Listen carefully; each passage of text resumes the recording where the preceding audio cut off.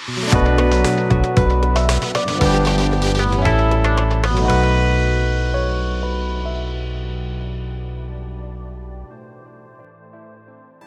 दोस्तों, कैसे हैं आप सब। उम्मीद करता हूं कि आप सब खैरियत से होंगे। आज की ये वीडियो शुरू करने से पहले मैं आपसे एक बात कहना चाहता हूं कि आप इस वीडियो को लास्ट तक जरूर देखें, क्योंकि आज की ये वीडियो अगर आप मिस करते हैं तो आप बहुत सारी जानकारी मिस कर देंगे। आपका ज्यादा समय ना लेते हुए चलिए शुरू करते हैं आज की वीडियो। आज हम आजादी के 75 वर्ष पूरे होने की खुशियां मना रहे हैं, परंतु इस आजादी को पाने के लिए न जाने कितने हजारों क्रांतिकारियों ने अपने प्राणों की आहुति दी है। देश के कोने कोने से आजादी की हुंकार उठी थी। न जाने कितनी शहादतों के बाद हमें ये आजादी मिली थी।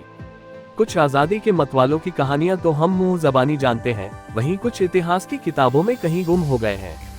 ये कड़वी सच्चाई है कि ऐसे बहुत से क्रांतिकारी हैं जिनका हम नाम तक नहीं जानते और वो सरकार की रिकॉर्ड बुक में स्याही के कुछ बूंदे ही बनकर रह गए हैं। उन्हीं गुमनाम हीरो में गणेश शंकर विद्यार्थी भी शामिल हैं। गणेश शंकर विद्यार्थी एक निडर और निष्पक्ष पत्रकार, समाज सेवी और स्वतंत्रता सेनानी थे। भारत के स्वतंत्रता आंदोलन के इतिहास में उनका नाम अजर अमर है। गणेश शंकर विद्यार्थी एक ऐसे पत्रकार थे जिन्होंने अपनी लेखनी की ताकत से भारत में अंग्रेजी शासन की नींद उड़ा दी थी। इस महान स्वतंत्रता सेनानी ने कलम और वाणी के साथ साथ महात्मा गांधी के अहिंसावादी विचारों और क्रांतिकारियों को समान रूप से समर्थन और सहयोग दिया। अपने छोटे जीवन काल में उन्होंने उत्पीड़न क्रूर व्यवस्था के खिलाफ आवाज उठाई। प्रारंभिक जीवन। गणेश शंकर विद्यार्थी का जन्म 26 अक्टूबर 1890 को इलाहाबाद के अतरसुया मोहल्ले में एक कायस्थ परिवार में हुआ था। इनके पिता का नाम जयनारायण था, जो हदगांव, फतेहपुर, उत्तर प्रदेश के निवासी थे। उनके पिता एक गरीब और धार्मिक प्रवृत्ति के अपने उसूलों के पक्के इंसान थे। वे ग्वालियर रियासत में मुंगावली के एक स्कूल में हेडमास्टर थे। गणेश का बाल्यकाल वही बीता तथा प्रारंभिक शिक्षा दीक्षा भी हुई। उनकी पढ़ाई की शुरुआत उर्दू से हुई और 1905 में उन्होंने भेलसा से अंग्रेजी मिडिल परीक्षा पास की। उन्होंने सन 1907 में प्राइवेट परीक्षार्थी के रूप में एंट्रेंस परीक्षा पास की और आगे की पढ़ाई के लिए इलाहाबाद के कायस्थ पाठशाला में दाखिला लिया। लगभग इसी समय से उनका झुकाव पत्रकारिता की ओर हुआ और प्रसिद्ध लेखक पंडित सुंदरलाल के साथ उनके हिंदी साप्ताहिक कर्मयोगी के संपादन में सहायता करने लगे। आर्थिक स्थिति ठीक न होने के कारण लगभग एक वर्ष तक अध्ययन के बाद सन 1908 में उन्होंने कानपुर के करेंसी ऑफिस में 30 महीने की नौकरी की पर एक अंग्रेज अधिकारी से कहा सुनी हो जाने के कारण नौकरी छोड़ कानपुर के पृथ्वीनाथ हाई स्कूल में सन 1910 तक अध्यापन का कार्य किया। इसी दौरान उन्होंने सरस्वती, कर्मयोगी, स्वराज्य, उर्दू तथा हितवार्ता जैसे प्रकाशनों में लेख लिखे। पत्रकारिता, राजनीतिक और सार्वजनिक जीवन। गणेश शंकर विद्यार्थी का मन पत्रकारिता और सामाजिक कार्यों में रमता था, इसलिए वे अपने जीवन के आरंभ में ही स्वाधीनता आंदोलन से जुड़े। जल्द ही वे कर्मयोगी और स्वराज्य जैसे क्रांतिकारी पत्रों से जुड़े और इनमें अपने लेख भी लिखे। उन्होंने विद्यार्थी उपनाम अपनाया और इसी नाम से लिखने लगे।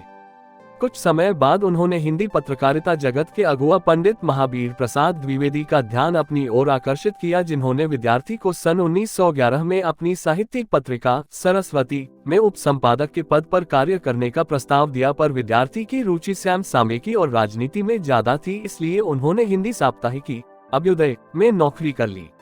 सन 1913 में विद्यार्थी कानपुर वापस लौट गए और एक क्रांतिकारी पत्रकार और स्वाधीनता कर्मी के तौर पर अपना करियर प्रारंभ किया।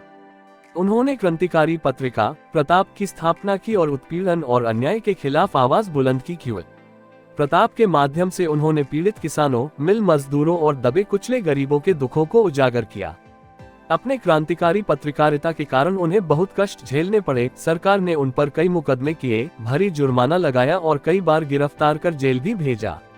सन 1916 में महात्मा गांधी से उनकी पहली मुलाकात हुई, जिसके बाद उन्होंने अपने आप को पूर्णतया स्वाधीनता आंदोलन में समर्पित कर दिया। उन्होंने सन 1917-18 में होम रूल आंदोलन में अग्रणी भूमिका निभाई और कानपुर में कपड़ा मिल मजदूरों की पहली हड़ताल का नेतृत्व किया। सन 1920 में उन्होंने प्रताप का दैनिक संस्करण आरंभ किया और उसी साल उन्हें रायबरेली के किसानों के हितों की लड़ाई करने के लिए 2 साल की कठोर कारावास की सजा हुई।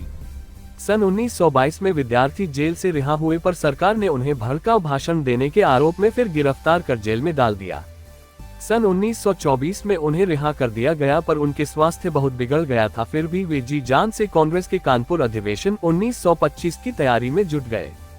सन 1925 में कांग्रेस के राज्य विधानसभा चुनावों में भाग लेने के फैसले के बाद गणेश शंकर विद्यार्थी कानपुर से यूपी विधानसभा के लिए चुने गए और सन 1929 में त्यागपत्र दे दिया जब कांग्रेस ने विधानसभाओं को छोड़ने का फैसला लिया। सन 1929 में ही यूपी कांग्रेस समिति का अध्यक्ष चुना गया और यूपी में सत्याग्रह आंदोलन के नेतृत्व की जिम्मेदारी भी सौंपी गई। सन 1930 में उन्हें गिरफ्तार कर एक बार फिर जेल भेज दिया गया, जिसके बाद उनकी रिहाई गांधी इरविन पैक्ट के बाद 9 मार्च 1931 को हुई। मार्च 1931 में कानपुर में भयंकर हिंदू मुस्लिम दंगे हुए जिसमें हजारों लोग मारे गए। गणेश शंकर विद्यार्थी ने आतंकियों के बीच जाकर हजारों लोगों को बचाया, पर खुद एक ऐसी ही हिंसक भीड़ में फंस गए जिसने उनकी बेरहमी से हत्या कर दी। एक ऐसा मसीहा जिसने हजारों लोगों की जानें बचाई थी खुद धार्मिक उन्माद की भेंट चढ़ गया। गणेश शंकर विद्यार्थी भी भारत माँ के एक ऐसे ही लाल थे जिन्होंने देश की स्वतंत्रता के लिए असंख्य कष्ट सहे और यहाँ तक कि अपने प्राणों का बलिदान देश के लिए कर दिया। ऐसे वीर सपूत का नाम भारतीय स्वतंत्रता आंदोलन के इतिहास में हमेशा स्वर्ण अक्षरों में लिखा जाएगा। इस तरह की वीडियो में लेकर आता रहूंगा।